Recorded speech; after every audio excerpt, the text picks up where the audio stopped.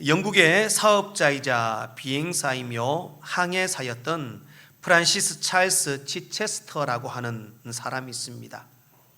이분은 1966년부터 67년까지 약 274일 만에 지금 사진에 보이는 개인 요트를 타고 최초로 바다를 항해하여 전 세계를 여행했던 최초의 사람이자 가장 빠른 세계 일주 항해사가 되었습니다. 그리고 이분이 그런 기록을 깨우고 약 한 10년쯤 뒤에 치체스터의 기록이 깨어지는데요, 그 주인은 뉴질랜드의 시골 마을에서 나고 자란 나오미 제임스라고 하는 여성이었습니다. 이 여성은 원래는 자전거를 타고 유럽을 여행하는 일주를 하다가 항구에서 요트 선장이 요트를 타고 자신이 바다를 여행했던 그 경험들을 모험담을 듣게 됩니다. 그 순간 그녀는 나도 요트를 타고 바다를 항해하며 전 세계를 여행해야 되겠다, 그런 결심을 하고 실제로 그 여행을 도전을 합니다. 그때 사람들은 모두가 코웃음치며 비웃었습니다. 여자 혼자서 남자 힘으로 그 돛이 달린 요트를 타고 세계를 일주하는 것, 바다를 여행하는 것도 쉽지 않은 일이었습니다. 그런데 여자 혼자서 그것을 한다? 모두가 믿지 않았던 거죠. 그리고 배라고는 전혀 타보지도 못한, 배를 경험해 보지도 못한 시골 여자가 그것을 한다? 모두가 믿지 않았습니다. 그러나 그녀는 사람들의 우려를 뒤로하고 1977년 9월 9일부터 시작하여 약 17m짜리의 익스프레스 크루세이더호라는 그 요트를 타고 치체스터와 함께 동일한 항로로 배를 타고 바다를 통해서 세계를 일주를 시작을 합니다. 사람들의 우려대로 여성의 몸으로 그 험난한 바다를 싸우며 그 바다를 여행한다는 것이 여간 힘든 일이 아니었습니다. 항해 첫날부터 큰 화물선과 충돌하여 이렇게 난파될 위기도 만났었고요, 무전기와 조타기, 방향을 조절하는 것도 고장이 나서 어찌할 줄을 몰라 했던 그런 때도 있었습니다. 태풍이나 풍랑을 만나는 것은 여사 일이었고, 바다를 가다 보면은 바람이 불지 않는 무풍지대에 갇힐 때가 있답니다. 그러니 요트가 바람을 맞아가지고 나가야 되는데 바람이 불지 않으니까 꼼짝없이 그곳에 갇혀서 벗어날 수 없는 위기를 만난 적도 있었다고 합니다. 또 남태평양의 깊은 바다에서는 너무 큰 풍랑이 일어가지고 요트가 뒤집혔다고 합니다. 어떤 때는 이 바람이 이리 불었다 저리 불었다, 바람의 방향이 일정하게 부는 게 아니라 너무 여러 번 부니까 그때마다 돛을 올렸다가 내렸다가 바꿔 달고 방향을 바꾸고 막 이렇게 해야 하는데, 남자가 그 돛을 한번 바꾸어 다는 것도 여간 힘든 일이 아니래요. 근데 이분이 너무 바람의 방향이 이리저리 왔다 갔다 하니까 하루에도 14번을 돛을 바꾸어 달았다고 합니다. 그러면서 순간순간이 위태로운 상황이었고, 정말 그 광활한 바다에서 꼼짝없이 나 여기서 죽겠구나, 이 바다에서 아무도 모르게 나 죽겠구나, 그렇게 생각했던 적도 많이 있었다고 합니다. 그러나 고난만이 있었던 것은 아니었습니다. 바다가 줄 수 있는 그런 상상할 수 없는 바다가 주는 기쁨도 누렸고, 아무도 보지 못한 그 바다의 아름다움을 보면서 이것이 바다의 위대함이구나, 이 사실을 깨달은 적도 있었다고 합니다. 그리고 마침내 프란시스 치체스터가 기록한 274일의 그 세계 일주의 기록을 이틀 단축하여 272일 만에 나오미 제임스가 세계 일주를 마치고 목적지인 항구에 도달했습니다. 그래서 수많은 기자들과 방송국 관계자들이 그 나오미 앞에 모여서 막 취재를 하고 어떤 일이 있었습니까? 묻다가 이렇게 질문을 합니다. 나오미, 당신이 경험했던 바다는 어떤 바다였습니까? 이렇게 물었습니다. 그때 나오미 제임스가 뭐라고 이야기를 했냐면, 내가 경험한 바다는 더없이 넓은 인생의 바다였습니다. 이렇게 말을 했다라는 겁니다. 우리는 흔히 우리의 인생의 여정을 바다를 항해하는 배에 비유를 하고 합니다. 잔잔한 물결을 만날 때는 삶의 여유를 느끼고 바다의 그 위대한 풍광과 아름다운 자연을 체험을 합니다. 그리고 잔잔한 파도와 함께 순풍이 불면 힘차게 배가 앞으로 달려나갑니다. 그러다가 거친 파도와 풍랑과 험난한 바다를 만나면 그 고비를 넘기기 위하여 안간 힘을 씁니다. 그러다가 암초에 부딪히기도 하고 파도에 휩쓸리기도 하고 잠깐 한눈 팔 여력 없이 그 항해의 길을 잡고 달려가는 것이 우리 인생이 그렇지 않느냐라는 겁니다. 여러분들이 인생을 하시든 하지 않든 어쩌면 우리는 이미 그 인생의 항해를 출발하여 망망대해의 거친 바다에 홀로 우리는 그 도철단 배처럼 그렇게 띄워져 있다고 해도 과언은 아닐 것입니다. 그러면 혹시 여러분의 인생의 항해는 순풍으로 인하여 평안과 낭만이 가득한 아름다운 여유로운 항해를 즐기고 계십니까? 아니면 집채만한 큰 파도가 배를 때리고 하늘 높이 배가 솟구쳤다가 수직으로 낙하하며 목숨 걸고 그 폭풍우와 싸우며 치열한 사투를 벌이는 그런 항해를 하고 계십니까? 오늘 본문의 시편 기자도 우리 인생을 그런 바다의 항해에 비유를 하면서 배들을 바다에 띄우며 큰 물에서 일을 하는 자라고 오늘 본문은 말씀하고 있습니다. 시편 기자가 큰 물에서 일을 하는 자라고 한 이 표현의 대상은 누구냐면 바로 이스라엘 백성들을 의미합니다.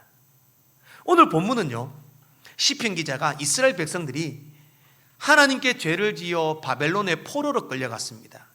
포로로 살고 있는 그 포로민들을 향하여 주시는 위로의 말씀입니다. 포로로 살아가니까 그 인생의 험난한 바다에 항해를 하는 이스라엘 백성들이 포로로 끌려간 지금의 이 시기는 폭풍과 풍랑을 만나서 괴로움 가운데 노를 젓고 고통 가운데 힘들어하는 세월을 살고 있다라는 겁니다. 그러니 이스라엘 백성들아, 너희들이 그 바벨론 포로의 삶이 얼마나 힘드냐. 마치 바다를 향한 큰 바다에 배를 띄우며 큰 물에서 고통 가운데 일을 하는 자의 모습이 너희의 모습이 아니냐. 그렇게 고백을 하며 오늘 본문의 뒷부분에 보면 결국에는 지금은 고통과 힘들고 어려운 그 망망대해의 바다를 폭풍우와 싸우고 있지만은 하나님의 때가 되면 그 풍랑을 잔잔하게 하시고 그 파도를 고요하게 하시고 기대하고 바라는 소원의 항구로 너희를 인도하여 주실 것이야. 이런 위로의 메시지다라는 것입니다. 오늘은요, 본문의 시편 기자가 고백하는 큰 물에서 일을 하는 자, 그 인생의 큰 물에서 일을 하는 자가 바로 인생의 넓고 넓은 바다를 항해하는 우리의 모습이다라는 사실을 깨닫고 말씀 속에 위로와 회복과 치유와 하나님의 은혜가 함께하는 귀한 역사가 있기를 주의 이름으로 축복합니다. 첫 번째로, 큰 물에서 일을 하는 자는 예측할 수 없는 상황을 만나게 됩니다. 캘리포니아 해양 생태를 연구하는 펠러론 연구소에 후이 씨라는 박사가 있습니다. 이분이 오늘날의 바다에 대해서 뭐라고 이야기를 하냐면 오늘날의 바다는 기억상실증에 걸렸다, 이렇게 표현을 합니다. 바다가 해야 할 역할을 못하고 있다라는 겁니다. 그러면 사람들은, 과학자들은 바다의 온도, 여러 가지 바다의 움직임, 지면의 어떤 바다 깊이 밑에 있는 지면의 활동들, 고기들 움직임들을 보고 물이 따뜻한 데서 사는 고기들, 차가운 데서 사는 고기들, 이 고기들의 움직임을 보고 앞으로 기후가 어떻게 될 것이가, 날씨가 어떻게 될 것이다, 앞으로 지구의 생태계의 변화가 어떻게 될 것이라는 것을 예측을 하고 관망을 한답니다. 그런데 이미 바다의 해수면의 온도가 올라가 가지고 지구의 열기를 흡수할 수 있을 만한 능력이 사라지니까 그 자체도 예측을 할 수 없는 거예요. 그러니 바다가 기억 상실증에 걸렸다라는 겁니다. 그러니 언제 풍랑이 일고 언제 광풍이 불고 언제가 파도가 칠지 과학적으로 예측을 하지만 정확하지는 않다는 겁니다. 알 수 없다는 겁니다. 참 그것도 그런 것이 우리 인생이 그렇지 않습니까?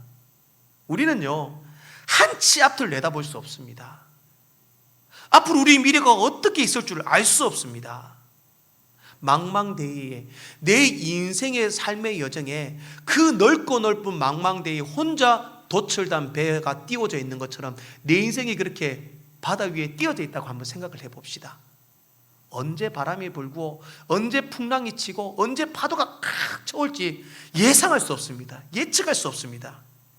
그러니 두려움과 걱정과 근심 가운데 삽니다. 평생을 배를 타고 바다 일을 했던 사람들도 바다를 두려워합니다. 왜? 예측할 수 없기 때문입니다. 그래서 DJ 벌렐이라고 하는 학자는요, 그의 책을 통해서 예측할 수 없는 인생의 항해를 하는 우리에게는 세 가지가 기다리고 있다 이렇게 쓰고 있습니다. 첫 번째는 바로 영광과 특권입니다. 그 넓은 바다를 항해하면서 특권이 뭐냐? 아무도 가보지 않은 길을 간다는 거죠. 아까 나오미 제임스처럼 그 넓은 바다를 항해하면서 힘든 일만 있는 게 아니라 좋은 일도 있다는 거예요. 아름다운 경치, 바다의 위대함들 막 이런 것들을 보고 영광과 특권을 누린다는 겁니다. 두 번째는요, 책임감입니다. 그 험난한 바다에 혼자 배를 띄우고 서 있다면 내가 해야 할 일들은 반드시 있다는 겁니다. 아무리 풍랑이 일고 태풍이 쳐도 노를 져야 되고, 아까 나오미처럼 돛이 바람에 따라서 하루에 14번 또 갈아 끼워야 됩니다. 그렇게 방향에 따라 조절을 하고 키를 잡고 방향을 주시하고 내가 해야 할 일들을 충실히 감당했을 때에 성공적으로 목적지인 항구에 도달할 수 있다는 겁니다. 그리고 세 번째는 신비와 위험입니다. 바다는요 예측할 수 없습니다. 수많은 위험이 도사리고 있습니다. 그때 나를 도와줄 사람도 없습니다. 혼자 바다 위에 홀로 떠 있다는 거죠. 얼마나 두렵고 위험하겠습니까? 폭풍이 치고 풍랑이 치고 오늘 말씀처럼 배가 하늘로 솟구쳤다가 땅으로 떨어집니다. 자, 그런데 그런 풍랑이 지나고 나면 언제 그랬냐든지 바다는 잠잠하고 평온합니다. 그런 신비와 위험의 상황이 기다리고 있다는 겁니다. 오늘 말씀에도 그렇게 말씀합니다. 25절 말씀을 보면요, 광풍이 일어나 바다 물결을 일으킨다라고 말씀합니다.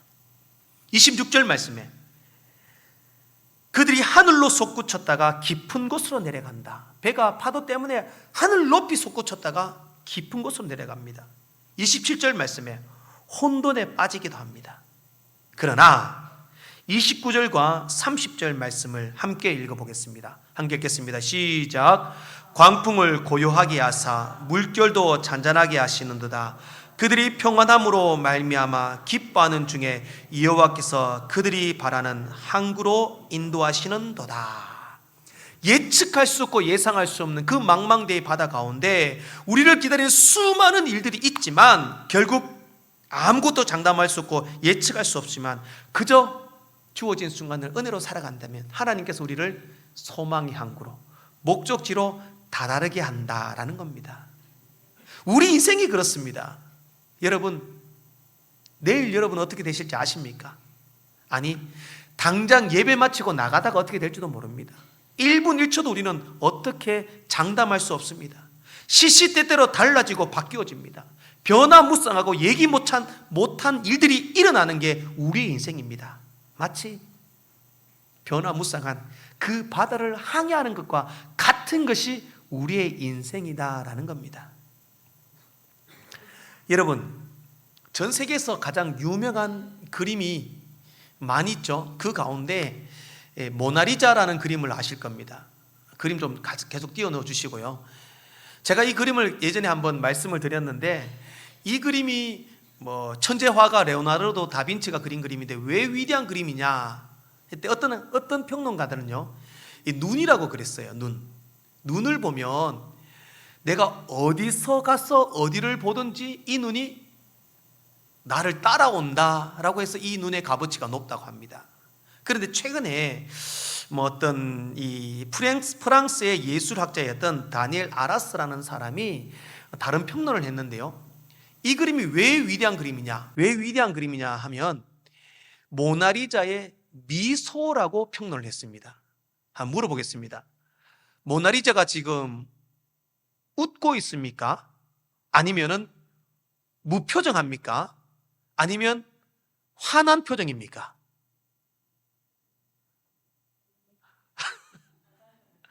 저도 오늘 그 설교 준비하다가 유심히 봤는데 아주 애매하더라고요. 입꼬리가 조금 올라가서 웃는 것 같기도 한데 눈이나 이런 걸 보면 되게 화가 나 있는 것 같고 또 표정이 없는 것 같은데 있는 것 같기도 하고 여기서 다니엘 아라스는 뭐라고 표현을 하느냐면 모나리자의 짧게 스치는 미소는 이 그림을 그린 레오나르도 다빈치의 인생을 표현해 놓았다 이렇게 표현을 합니다. 왜 그러냐면 레오나르도 다빈치도 워낙 위대한 화가니까 수많은 그림을 그리고 자기의 경쟁자들과 심지어는 목숨의 위협까지도 받으면서 한 치 앞도 내다볼 수 없는 미래에 대해서 어느 것 하나 장담할 수 없으니까 활짝 웃을 수가 없더라는 겁니다. 그러니 애매한 미소를 짓고 있는 거예요. 마찬가지입니다. 우리 모든 인생이 불안하고 예측할 수 없는 위례 속에 활짝 웃을 수 없는 겁니다. 왜? 장담할 수 없으니까. 뭐 하나 확실한 게 없으니까 활짝 웃을 수 없는 겁니다. 그러니 아주 애매한 미소를 지으며 어찌해야 할 바를 모르는 게 이 그림의 매력이라는 겁니다. 사랑하는 성도 여러분, 여러분의 인생은 어떻습니까? 확실한 게 없고 불안하고 예측할 수 없는 미래에 대해 여전히 두려움, 걱정, 근심 속에 살아갑니까? 마치 망망대해를 항해하는 바다처럼 그 바다 한가운데 표류하여 있는 배처럼 어떤 일이 생길까? 또 어떤 풍랑이 찾아올까? 파도가 찾아올까? 걱정하고 근심하고 있지 않습니까? 그렇습니다. 우리 인생에는요, 건강도 부도 인기도 행복도 앞으로 내가 나아갈 삶의 그 어떤 것도 장담할 수 없습니다. 예측할 수 없습니다. 그러니 마음 편히 환하게 웃을 수 없는 게 우리의 인생이다라는 겁니다. 그러면 그런 인생 가운데 장담하지 마십시오. 자신만만하게 살지 마십시오. 과신하지 마십시오. 오히려 겸손히 아무것도 장담할 수 없기 때문에 우리는 무엇을 바랍니까? 결국 하나님의 은혜를 바라고 살 수밖에 없는 존재임을 기억하시기를 소망합니다. 그러면요, 그렇게 한 치 앞도 내다볼 수 없는 불안한 인생을 어떻게 살아야 하는가? 두 번째로 예측할 수 없는 큰 물에서 우리는 하나님을 찾고 만나야 합니다. 예측할 수 없는 인생의 항해 속에 목사님 그러면 아무것도 예측 못하면 그냥 손 놓고 편안하게 있어야 됩니까? 왜? 바다가 가는 대로 파도고만 만나고 풍랑이 있는 대로 그렇게 살아야 됩니까? 그게 아닌 거죠. 예측할 수 없는 인생이라면 확실한 것을 붙들어야 합니다. 뭐가 확실하고 뭐가 분명한지를 알고 그것을 붙들고 살아가야 한다라는 겁니다. 그래서 여러분 바닷가나 해변, 어촌, 섬에 가면요 미신이 엄청나게 많습니다. 한국 선교사들이 섬에 와서 복음 전하는 게 너무 힘들었습니다. 왜? 섬에는요 온갖 샤머니즘적인 미신들이 많습니다. 왜? 그것을 붙드는 거예요. 예측할 수 없는 바다를 항해를 하고 고기를 잡고 바다가 자기를 주어야 하니까 안전하게 지켜줘야 하니까 그 미신을 붙들고 그것이 자기를 도와준다라고 생각을 했다는 거죠. 그러니 얼마나 많은 미신이 있냐면 아는 분은 아시겠지만 배를 타고 항해하는 사람 그 배에는 여자는 태우지 않는데요. 여자를 태우면 바다가 노한답니다. 화를 낸답니다. 또 그 배에는 다 이름이 있습니다. 무슨 호 뭐 다 있지 않습니까? 그죠? 그 배의 이름은 절대 바꾸지 않는답니다. 한 번 딱 정해지면 못 바꾼대요. 왜? 바다가 기억한다는 거죠. 다른 이름이 오면 야, 너 무슨 배야? 이래서 바다가 그 배를 친다는 거예요. 만약에 이름을 바꾼다면 무당을 불러가지고 굿을 하고 난리를 한다는 겁니다. 또 배 위에서는 배를 타면 절대로 휘파람을 불어서는 안 되는 겁니다. 휘파람을 불 수 있는 사람은 오직 선장 한 명밖에 없대요. 자, 이런 모든 미신들 왜 하느냐? 불안하니까. 한 치 앞도 내다볼 수 없는 바다를 항해해야 하니까 그 뭔가 확실한 것을 붙들기 위해서 미신을 잡는 거예요. 그 외에 고기를 많이 잡게 해달라, 사고 나지 않게 해달라, 바다가 노하지 않게 해달라, 굿을 하고 미신 행위를 하고 자기의 불안을 달래기 위하여 뭔가 붙들려 가는 겁니다. 그래서 실제로 그 어촌 바다에 배를 타는 사람들은요, 옛날 우리나라 그 송골매라는 그룹 사운드 아시죠? 그 송골매 노래는 안 불렀대요. 왜냐하면 그 송골매의 리더가 배철수거든요. 배를 철수해야 된다고 절대 안 불렀대요. 배철수라는 이름도 안 부른대요. 농담입니다, 이거는. 왜? 불안하니까 그것을 붙들고 싶었다라는 거죠. 한 치 앞도 내다볼 수 없고 예측할 수 없는 바다의 항해에서 자신들이 원하는 것, 내가 확실하게 붙들고 수 있는 것을 붙들려고 노력을 한다라는 겁니다. 그러나 그런 것들이 헛된 거라치라는 이유는 뭐냐? 오늘 25절 말씀을 봅시다. 25절 말씀 우리 함께 읽어보도록 하겠습니다. 시작. 여호와께서 명령하신즉 광풍이 일어나 바다 물결을 일으키는도다. 그 광풍과 바다 물결을 일으키시는 분이 하나님이시다라는 겁니다. 29절 말씀에 그 강풍과 바다를 잔잔하게 하고 고요하게 하시는 분도 하나님이시다라는 겁니다.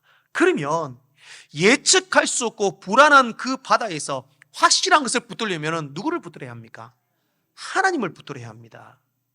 배가 하늘로 솟구치고 금방이라도 땅끝으로 내려가고 금방이라도 배가 파손되고 바다에 빠져 죽을 것만 같습니다. 그러나 그 모든 일을 주관하시는 분이 하나님이시다는 겁니다. 하나님이 명령하셨고 하나님이 역사하신다는 겁니다. 그러면 내 눈에 보이고 이 땅에 허망한 것들, 헛된 것들을 붙들고 그 인생의 풍랑 이른 바다를 항해하려고 노력할 것이 아니라 확실한 하나님을 붙들고 인생의 바다를 항해하라라는 겁니다. 두 가지 사실이 분명합니다. 하나님이 명령하신 풍랑이고 파도라면 하나님이 절대로 우리를 파멸시키지 않는다는 거죠. 하나님이 명령하신 것이기 때문에 우리를 하나님이 그 풍랑 가운데도 지켜주신다라는 겁니다. 그리고 그 풍랑을 이겨내면 이내 잠잠한 파도, 고요한 바다, 평화의 바다로 우리를 인도하여서 소망의 항구로, 우리가 기대하고 바라는 항구로 인도하시는 분이 하나님이시다라는 겁니다. 그래서 진재혁 목사의 일상의 영성이라고 하는 책을 보면 그리스도인의 삶의 풍랑을 만나고 광풍이 불어닥칠 때 우리는 버티는 것이 아니라 기다리는 것이다, 이렇게 쓰고 있습니다. 인생을 항해하는 가운데 풍랑을 만나고 폭풍을 만날 때 넘어지지 않게, 쓰러지지 않게 억지로 붙들고 견디고 막 힘내는, 애를 쓰는 것보다는 오히려 기다리는 거라는 거죠. 왜? 풍랑을 주신 분이 하나님이시라면 그 풍랑을 거두어 가실 분도 하나님이시고, 광풍을 불게 하신 분이 하나님이시라면 광풍이 지나고 잔잔한 바다를 허락하실 분도 하나님이시라는 거죠. 그러면 그 하나님을 믿고 기다리는 겁니다. 광풍 이런 바다 가운데 풍랑 속에 괴로워하며 견디며 애쓰는 것 중요합니다. 그러나 마음에 든든한 하나님을 붙들고 하나님 믿고 평안히 기다리라는 겁니다. 그러면 활짝 웃을 수 없는 이 인생 가운데 정말 기쁘게 활짝 웃을 수 있는 복된 인생이 된다는 겁니다. 카일 아이들먼의 나의 끝 예수의 시작이라고 하는 책이 있습니다. 이 책을 보면 인생의 광풍이 나의 끝이고 예수님의 시작입니다 라고 하면서 야고보서 4장 8절 말씀을 인용합니다. 하나님을 가까이 하라, 그리하면 너희를 가까이 하시리라. 우리 인생의 풍랑을 만나면요, 하나님 찾아야 됩니다. 하나님 붙들어야 됩니다. 하나님을 가까이 해야 합니다. 그러면 그 하나님을 붙들고 찾을 때에 하나님을 만나게 될 것이고 그 하나님께서 우리를 오히려 소망의 항구로 그 풍랑을 이길 수 있는 힘을 주신다라는 사실입니다. 사랑하는 성도 여러분, 예측할 수 없는 인생의 풍랑과 광풍 속에 절망하며 빠져 있습니까? 그래도 그 강풍 가운데 하나님을 찾고 만난다면 그 강풍도 오히려 은혜가 될 줄로 믿습니다. 강풍을 인하여 더 빨리 갈 수 있고 또 잔잔하게 하실 하나님의 기적을 경험한다면 그것이 우리에게 더 큰 복이 될 것입니다. 그래서 본문 28절 말씀은 이렇게 말씀합니다. 우리 본문 28절 말씀을 함께 고백하겠습니다. 함께 읽겠습니다. 시작. 이에 그들이 그들의 고통 때문에 여호와께 부르짖음에 그가 그들의 고통에서 그들을 인도하여 내시고. 할렐루야. 아멘. 누구나 인생의 여정 가운데, 항해 가운데 예기치 못한 풍랑과 파도를 만납니다. 그때 확실한 하나님을 붙드십시오. 우리의 도움이 되시는 주님께 부르짖으십시오. 하나님께서 우리를 건져내 주시고 인도해 주시고 소망의 항구로 우리를 불러주실 것입니다. 마지막으로 하나님을 찾고 만난 자는요, 귀향의 복을 누립니다. 우리 본문 30절 말씀을 같이 함께 읽어보겠습니다. 시작. 그들이 평온함으로 말미암아 기뻐하는 중에 여호와께서 그들이 바라는 항구로 인도하시는도다. 아멘. 지금 이스라엘 백성들은 바벨론의 포로민 삶을 살고 있습니다. 포로가 되면 한 가지 바라는 신랄 같은 희망, 소망이 있다면 언제 고향으로 돌아가느냐? 언제 저 이스라엘 땅으로 돌아갈까? 그래서 날마다 바벨론 강가에 나와가지고 고향을 향해 바라보며 내 그리운 예루살렘 내가 언제 돌아갈까? 언제 다시 저 시온성에서 예배할 수 있을까? 꿈으로 상상만으로 기대하고 소망했습니다. 그러나 그 소망은요, 정확하게 하나님께서 말씀하신 대로 70년의 세월이 딱 지나자마자 하나님께서 그들을 딱 이스라엘 예루살렘으로 완벽히 돌아오게 회복시켜 주셨습니다. 고향으로 돌아오게 해 주셨습니다. 그 하나님의 약속의 말씀은 변함이 없습니다. 반드시 성취됩니다. 반드시 우리에게 현실로 역사하는 줄 믿으시기 바랍니다. 우리에게 저 새 예루살렘과 시온성은 바로 저 하늘나라, 하나님의 나라인 줄로 믿습니다. 한 치 앞도 내다볼 수 없는 인생의 항해 가운데 풍랑을 만나 씨름하며 괴로워하며 절망 속에 빠져 있지만 그 풍랑을 허락하시고 또 그 풍랑을 잔잔케 하시고 그 풍랑을 이기게 하실 분은 하나님이라는 사실을 믿고 그 하나님을 붙들고 주님을 만나시기를 소망합니다. 그러면 하나님께서 우리를 바라는 항구, 소망의 항구, 저 하늘나라 영생의 집으로 우리를 인도하여 주실 것입니다. 그 소망의 항구에 다다르면요, 영원한 기쁨이 있습니다. 완벽한 쉼이 있습니다. 수고했지? 그 풍랑 있는 바다를 살다가 얼마나 고생했니? 쉬어라, 쉬어라. 주님의 위로가 있습니다. 32절 말씀처럼 온 백성들이 주를 높이며 찬양할 것입니다. 고통의 바다에서 흘린 눈물을 닦아주시고 다시는 사망이 없고 애통이 없고 곡하는 소리가 없고 아픔이 없고 질병이 없습니다. 평화와 기쁨으로 활짝 웃게 될 것입니다. 하나님이 함께 하시는 완벽한 나라, 소망의 항구로 우리를 인도하실 것입니다. 데이비 에커먼의 가장 어려운 결단, 맡김이라고 하는 책이 있습니다. 제가 늘 몇 번 이 책을 소개시켜 드렸는데요. 이 책에 보면 그레임 스테인스라는 이 선교사님의 시라를 소개하고 있습니다. 이 선교사님은요, 1965년 자신의 남은 인생을 하나님을 위해 바치겠습니다고 헌신하고 인도로 선교 길에 오른 이 호주 사람이었습니다. 선교사님이 있고 그 옆에 아내가 있고 큰딸이 있고 아들 둘이 있었습니다. 이렇게 온 가족이 그것에서 선교를 하면서 특별히 한 오리샤라는 그 지역에서, 인도 오리샤라는 지역에서 한센병에 걸린 사람들을 돌보며 복음 사역을 했습니다. 그런데 그 인도라는 나라의 대부분의 백성들이 거의 한 75% 이상이 힌두교를 믿습니다.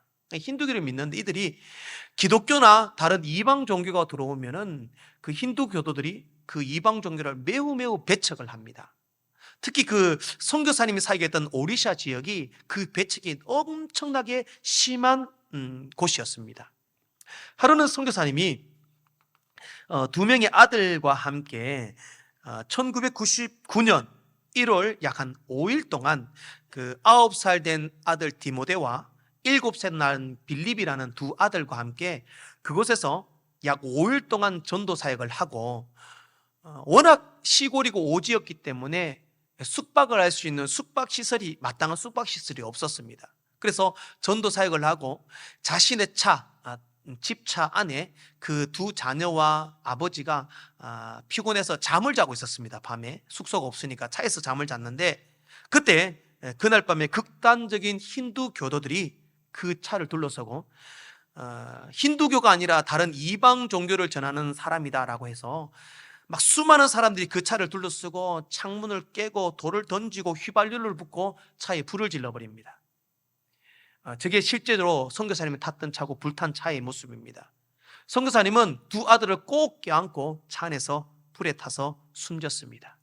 당시 이게 우리나라 방송에도 방송이 됐고요, 인도 전역에 방송이 됐고, 인도 대통령을 비롯하여 인도 사회가 경악을 금치 못하며 그 선교사와 두 아들을 죽인 잔혹한 살해범을 일제히 규탄했습니다.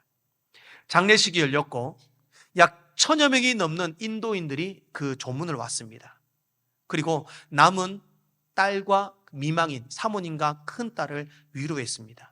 그 위로는 장례식 모습이 당시 인도 방송에 그대로 방송이 되었습니다. 그때 이제 선교사님의 아내였던 글래디스 사모가 앞으로 나와서 이렇게 말을 합니다.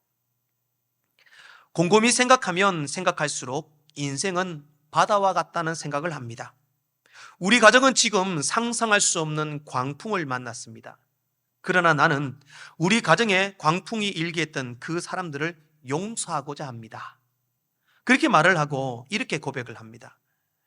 지금 내 인생은 예기치 못한 풍랑으로 인하여 산산이 조각났습니다. 한날 한시에 남편과 두 아들이 세상을 떠났습니다. 그러나 여전히 나의 귀에는 작은 속삭임이 있습니다. 이 속삭임은 더 단단한 함성으로 들렸습니다. 이 함성은 나에게는 영혼의 닻이었고 소망이었습니다. 그것은 바로 예수님이 부활하셨다는 사실이었습니다. 예수님이 부활하셨듯이 나의 남편과 아이들도 부활할 것이라는 주님의 음성이었습니다. 여러분들에게는 마치 이 고백이 동화처럼 들릴 수도 있습니다. 그러나 이것이 바로 복음이고 진리입니다. 저는 확신합니다. 언젠가는 반드시 소원의 항구에 이르러 사랑하는 남편과 두 아이들과 함께 저 천국에서 영원한 행복을 누리며 살 것입니다. 여러분도 절망하지 마십시오. 사랑하는 성도 여러분, 여러분의 인생의 항해는 어떻습니까? 모든 인생의 항해에는 예상치 못한 풍랑과 파도를 만납니다. 그러나 그때는 반드시 하나님을 찾아야 합니다. 든든한 하나님을 붙들어야 합니다. 하나님께 소망의 닻을 내려야 합니다. 그러면 하나님께서 우리를 바라고 원하는 그 소망의 항구로, 영원한 집으로, 영생의 천국으로 인도하여 주실 것입니다. 오늘도 이 바다를 항해하는, 이 바다의 항해를 주님과 함께 기쁨으로 달려갈 수 있기를 주의 이름으로 축복합니다. 기도하겠습니다.